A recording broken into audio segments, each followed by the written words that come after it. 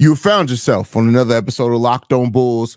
Matas Buzelis is an interesting prospect that offers high upside while still offering some skills that can translate to the NBA right away. Should the Bulls draft him if he falls to the Bulls at number 11? We're going to talk a little bit about that. Let's go talk about a trade idea surrounding Brandon Ingram possibly coming to the Chicago Bulls and a Nikola Vucevic to the Memphis Grizzlies trade. We're getting into all that and more on today's Locked On Bulls.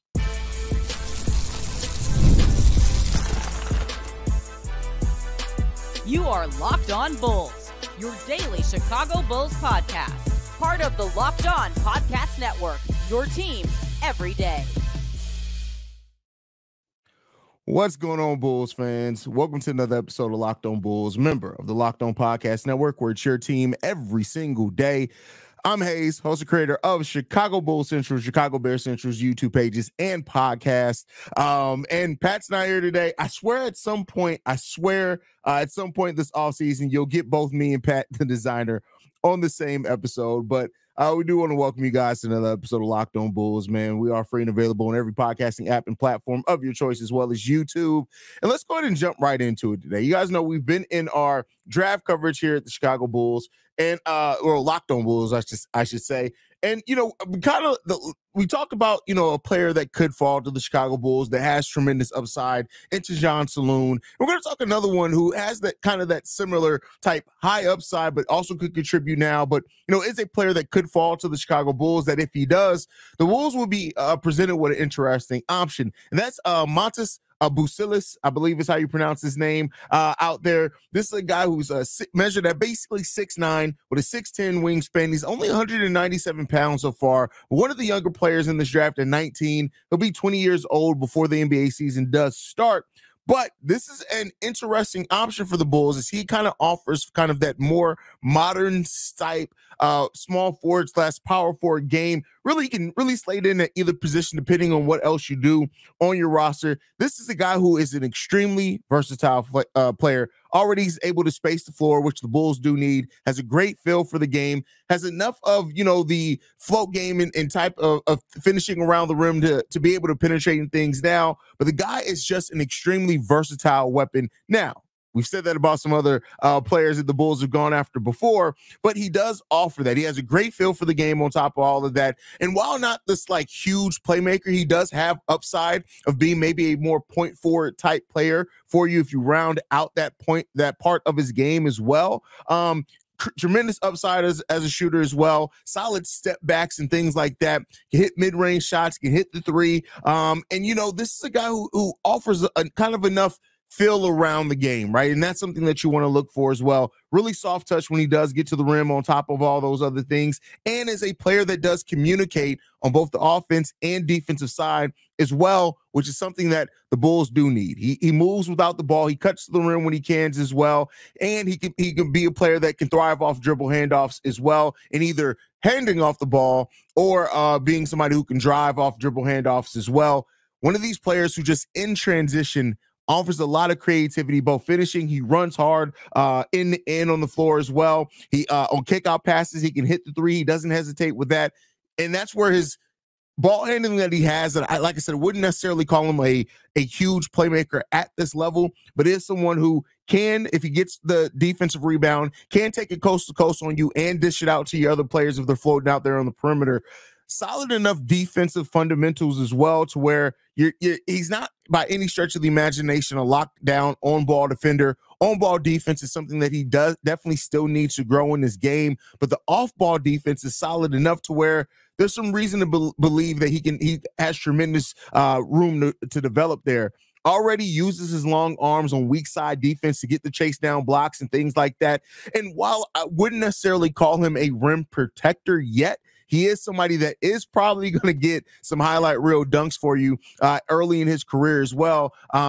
And those blocks that he's going to get for you as well is going to be something that you really look at. Now, the thing is, I said that he has that float game. He has the ability to be a kick-out player, take players off the dribble, hit the three-point shot as well. You know, he's been kind of streaky over the course of his career. Again, even with the G League Ignite last year, kind of showed some shakiness in that. But again, the mechanics on that three are solid enough. The release is high enough as well, especially with his long arms, that he's going to create some separation on that as well. Shot below 30% from three-point range in the G League Ignite, but again, 43.3% from threes in high school. So depends on how you kind of take a look at that.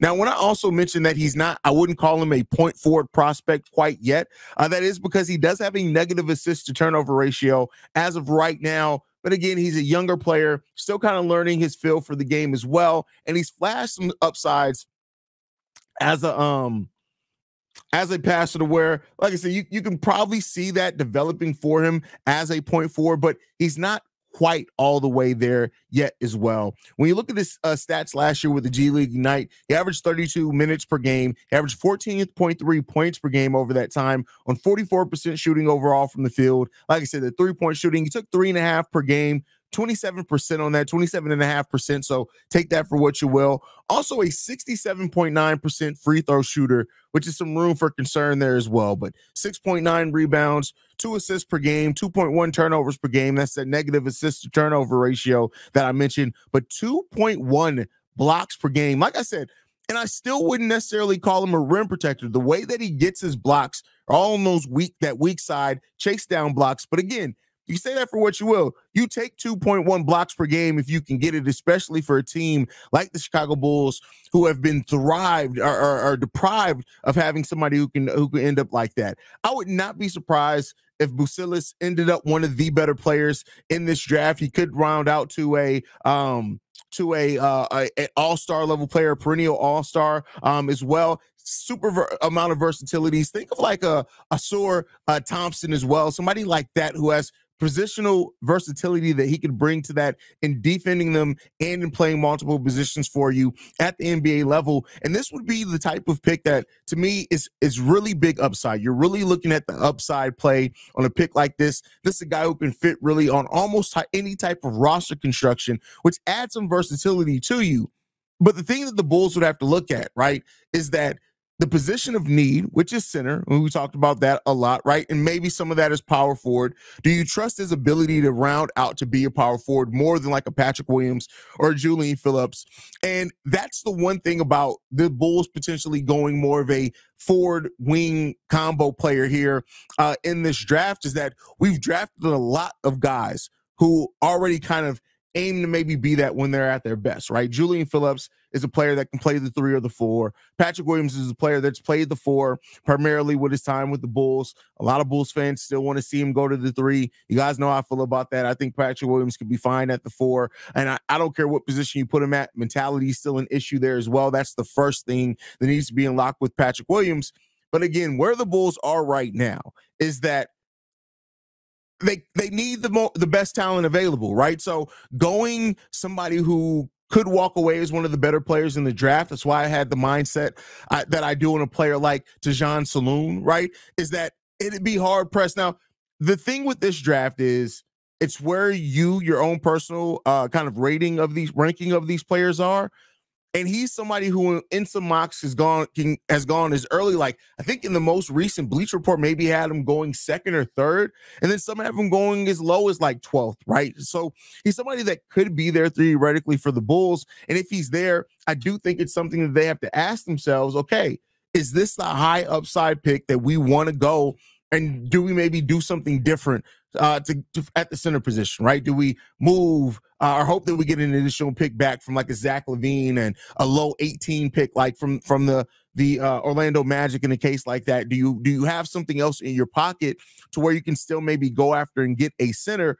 But the best player available is something that the Bulls absolutely have to look at in this offseason, in this draft overall, I should say. They have to look at that. And if they don't, they have to make sure that they get it right other than that. And that could be something that the Bulls are looking at as well in that. So, like I said, I like Matas Buzelis a lot. I like his skill set. I like his ceiling, which is the things that stick out to him. And he's somebody who can come in and can contribute now, right? And that's something that I think more than getting a finished product or as close to a finished product, you want to make sure that they have something they can contribute for you right away. The Bulls in their high upside picks have gone extremely raw players that you don't really know how they fit in yet.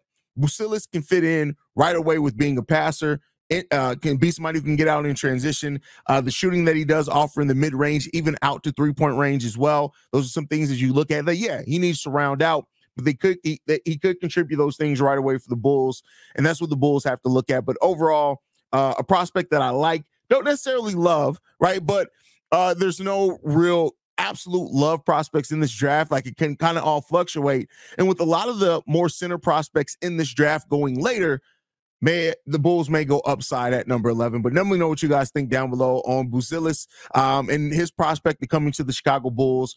Next up, we're going to be talking about a Vooch to the Memphis Grizzlies trade. This one comes from Bleacher Report. But before we get into that, I got to talk to you guys about one of our sponsors, and that is eBay Motors. Passion, drive, and patience. The formula for winning championships is also what keeps your ride or die alive.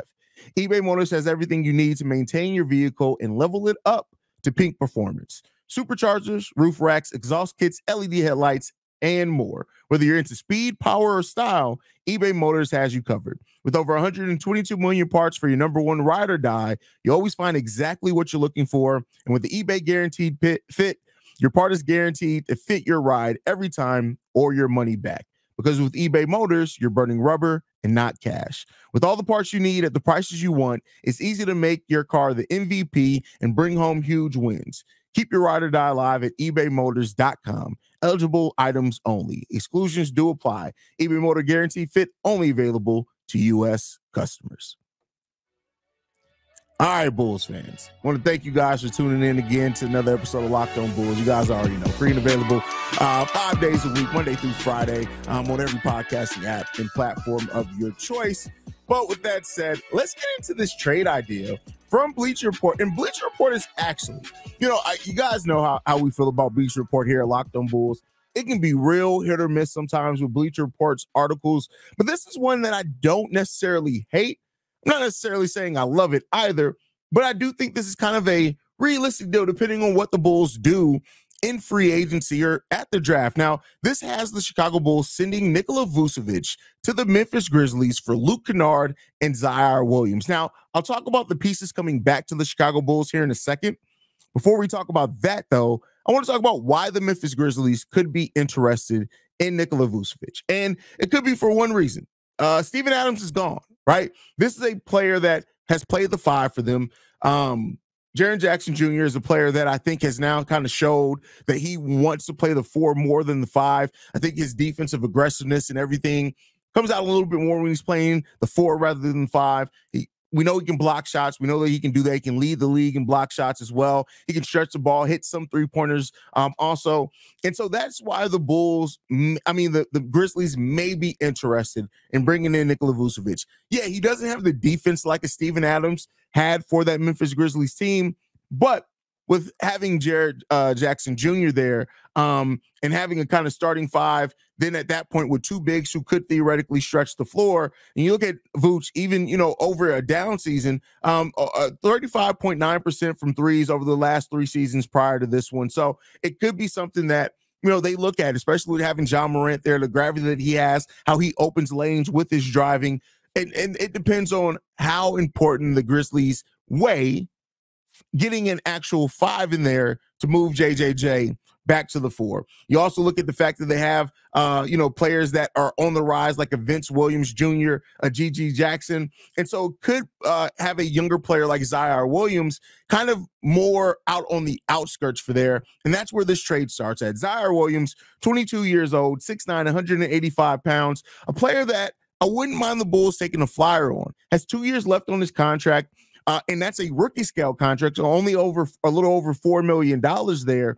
That the Bulls could look at as almost getting another guy who was just a top 10 pick 2 years ago or 3 years ago at this point, right? So it's something that I would not be mad at the Bulls looking for young talent that maybe they can still get some things out of, give him an opportunity to grow, see how he plays for this team. And last year, the averages for Zaire in the minutes and opportunities that he was given aren't terrible. 20 minutes that he played last year, 51 games played, averaged 8.2 points per game on 39% shooting, 30.7% from three-point range, taking 3.7 three-pointers per game, 3.5 rebounds, 1.5 assists, right under a steal per game as well. He's a player that still has some upside But again, if he doesn't work out for the Bulls, it's not necessary. Like you're gaining some additional salary cap relief as early as next season, which the Bulls could then use to kind of add in some flexibility.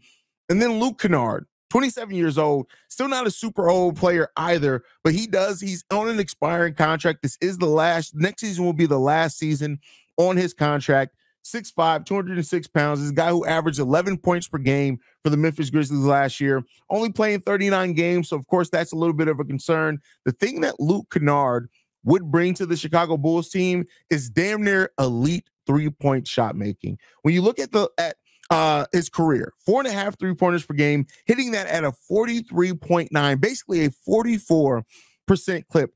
We talked about Buddy Hield not too long ago, right? And how Buddy Hield brings in that volume three-point shooting at a high percentage.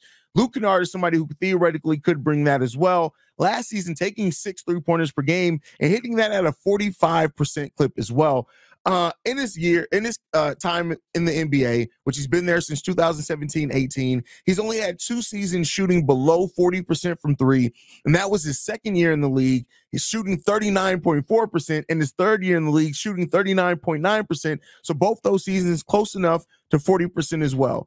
Kennard could bring the three-point shooting that the Bulls do need, while also not attaching themselves to the money that's as long as Vooch. They can get off that money at a little over $14 million as soon as the end of this upcoming season. So that's basically getting back a year off Nikola Vucevic's contract. So that's how the Bulls could look at that, is getting that back on their books to maybe take a move in free agency, mid-level exceptions, things like that the Bulls could use. So that is how I view that. And it comes down in a trade like this, to me, a couple of things would have to happen. The Bulls would have to know that they're going center in this draft. And by going center in this draft, you're either confident in that guy's ability to start right away, or because you have freed up now some money, potentially, maybe you're looking then to bring back Andre Drummond to this team to maybe be the starter and give your new drafted center a year to kind of acclimate before you're throwing them right out there and expecting them to start. That's kind of the things that you're looking at for, in my opinion, if a trade like this were to go down. Not necessarily saying that the Grizzlies would 100% be in on a potential move like this, but it is something that is realistic. Now, just because it's realistic doesn't also mean that it's probable, but it is a realistic option for the Chicago Bulls if they were to try to move on from Nikola Vucevic and get some players back that can contribute. You're filling out your bench there as well. And then maybe you're taking a shot at trying to bring Andre Drummond back at a more respectable price than what he's going to get on the free agent market. Or you're rolling the dice and saying, all right, bet, we're drafting a center. That guy's going to start right away. At that point, the youth movement is kind of even more jump-started. And maybe you're looking at it and saying, hey, we're going to give these young guys a chance. If they swim, great. We know exactly what we have in them. If they sink, cool. We probably going to keep our top 10 protected pick in 2025, which is a really deep draft, probably the deepest draft we're going to have in the next 2 or 3 years. So that's what the Bulls will be looking at. That's kind of the motivation for both sides in this. And the Grizzlies getting a center, taking 2 players that, may not be as big of a part of their future as they once were, with some of the players that they have rising up there. And you're getting a center for the Memphis Grizzlies. The Bulls are getting off a contract that, while I said, like, Vooch isn't this super bad contract yet either. We would like to be level-headed here. Yeah, Vooch was bad last season, and that's not anything that I'd make a conversation for otherwise. But I think that the conversation on how bad he was has kind of switched over to the left and kind of gone in a place to where it wasn't as bad as some people are making him out to be. But if you are able to move on from him while getting younger, getting some picks in here, getting some cap relief sooner than what you would if you keep them, those could be things that could motivate the Chicago Bulls to go ahead and make a move and pull the trigger on a Nikola Vucevic move, an offseason where, AK has already said that he realizes things aren't quite working here and that change is needed for the Chicago Bulls. So if that change is brought about by moving on from a Nikola Vucevic, you kind of got to look at that and say, hey, let's roll the dice and see what we got. But let me know what you guys think down below on that trade idea. Again, that one comes from Bleacher Report. It's not a terrible trade idea. Like I said, I've seen much worse. Consistently, probably seen a lot worse trade ideas come from Bleacher Report than that. But, let me know what you guys think on all of that down below. But next up, we're going to be talking about another trade idea. This one comes from Grant Haize in regards to Brandon Ingram and the Bulls taking a shot there. And we're going to go ahead and get into that. So Bulls fans, man, thank you guys once again. Locked on Bulls is here 5 days a week. Make sure you guys are also checking out the NBA draft show with Locked on Bulls, man. If you guys want some more of this in-depth analysis, Big Board is a great show to check out. See what they bring every single time to that draft conversation and analysis as well. But let's go ahead and get into this trade idea, guys. So this one comes from Grant Haize, who does write for Bleacher Report as well as some other outlets as well. And that is the Bulls potentially getting involved in a Brandon Ingram trade. Now, Brandon Ingram is an interesting prospect that the Pelicans could make available out there this offseason. And the Bulls, could theoretically try to go after him and use Zach LaVine. Now, that is what Grant Haize has in here, is that a trade idea to sending Zach LaVine to the New Orleans Pelicans in exchange for Brandon Ingram. And if you guys have been watching this show for quite a while, watching Locked on Bulls, even watching Chicago Bulls Central, you guys will know that I am a Brandon Ingram guy. I like Brandon Ingram a whole hell of a lot. I think what he brings as far as ball handling, scoring wise, and things like that are all things that the Bulls really could absolutely use here in Chicago. And so that ideal is something I think that is a little bit enticing. Now, would the Bulls put together the best offer for Brandon Ingram? I doubt that. I think if the Pelicans do make Brandon Ingram available at $36 million, he does make less than Zach LaVine, which is crazy to say when you look at the production that Brandon Ingram has had over his career. But if the Pelicans were interested, they looked at Zach LaVine and they looked at his scoring that he brings and thinks about pairing that next to Zion Williamson and things like that. And if you can get them to bite on that without giving up future draft capital, listen, if you got to include Patrick Williams in a deal like that, I'm personally not necessarily mad at that. Brandon Ingram, somebody who's been playing a shooting guard for the Pelicans here in some lineups. When you look at what that team's been bringing out there with him at the shooting guard and Herb Jones at the small forward, Zion at the 4, and then Jonas Valanciunas at the 5. You move Brandon Ingram to kind of a position that makes a little bit more sense for him. He averaged over 20 points per game last season, 5 rebounds, 5 assists on 49% shooting. And, oh, by the way, 3.8 three-pointers per game, hitting that at a 35% clip. Not great, but is somebody that you have to respect out there at the three-point line. He's a career 36% three-point shooter, taking 3.7 of those over the course of his NBA career. But the thing with Brandon Ingram is that you know what he is, right? And he has 1 year left on his deal, so that theoretically the Chicago Bulls, in getting trading for Brandon Ingram, you're getting a guy who, is making $36 million, but he's a free agent in 2025-26. So if it does not work with Kobe, with Ayo, if it does not work and you have to move on from him, you're at that point getting tremendous savings with Zach LaVine having 3 years left on his deal. So you're getting 3 years potentially worth of savings if Brandon Ingram, even if you let him walk for nothing. If he does end up working out for you, then you re-sign him here. You can offer him more money. You would have his bird rights at that point in time, and he could be somebody that the Bulls could take an interest in and a liking to, right?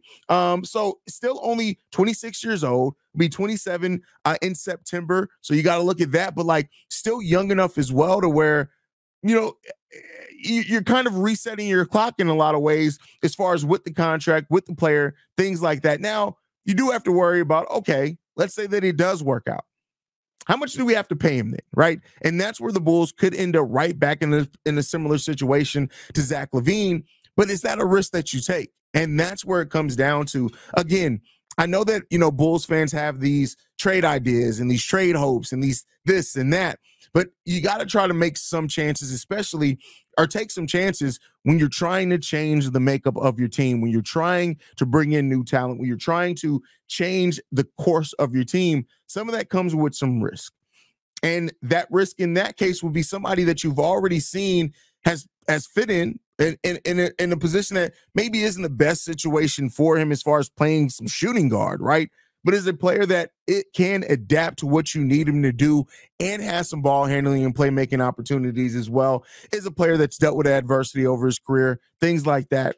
I think this is one of those pie in the sky ideas where a writer kind of writes an article based off two teams having players that they could be looking to move to kind of break up and change their roster some. The Pelicans still are a team that's also could be motivated by the financial aspect of it as well, as they keep trying to avoid that second tax apron, which they're going to have a little bit of space. They have $24 million beneath the luxury tax this season, but it gets closer and closer to that, and they got to start making decisions there. So as more teams maybe look to avoid that second tax apron, the Bulls could be in a position to take advantage of that. Now, I'm not saying that this is something that you can bet on. I'm not saying go and bet your money on Brandon Ingram being a Chicago Bull, but the Bulls in moving Zach LaVine are going to be trying to look for all options. And an expiring player that has tremendous upside that maybe if you have to attach a Patrick Williams to, which would be a little difficult, right, with him being also a restricted free agent,